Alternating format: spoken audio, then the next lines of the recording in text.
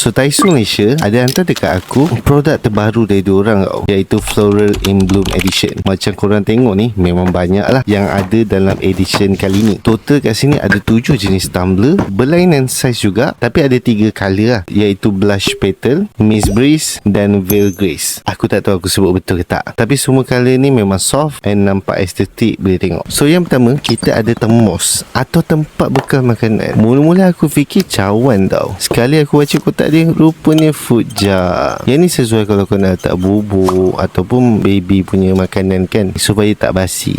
Ni sesuai pakai. And kapasiti dia 280ml. Kedua, kita ada cawan dari Teso dengan kapasiti 355ml. Ni besar sikit lah. Yang ni sesuai kalau kau nak letak kopi, nampak estetik lah. And dalam dia jenis ceramic coating, so rasa minuman tu lagi sedap berbanding korang pakai yang jenis besi tu. And dia didatangkan dengan penutup, so korang boleh minum terus dari penutup ni, and korang boleh tutup juga. Nice. Ketiga, kita ada tumbler dengan kapasiti 710ml. Yang ni best case sebab straw dia jenis stainless steel yang boleh guna untuk makanan atau minuman lah. Serius, kalau minum air sejuk guna straw ni, feel dia lain macam. Lagi-lagi kalau minuman tu berais, memang nikmat. Keempat, kita ada botol tumbler dengan kapasiti 750ml. Kalau korang jenis suka botol yang slim sikit, boleh pilih yang ni. Tempat minum dia pula macam ni, dan dia ada lock dekat sini, jadi lebih secure lah. Tapi handle dia kecil sikit, tapi still boleh pegang juga.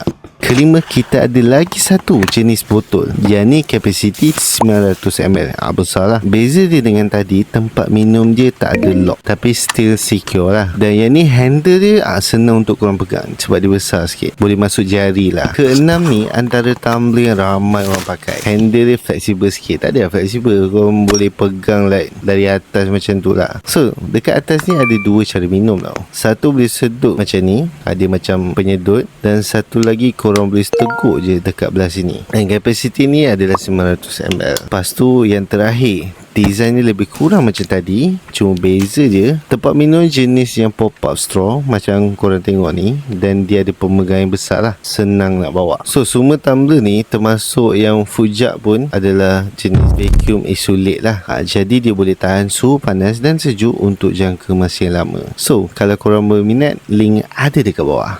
Bye.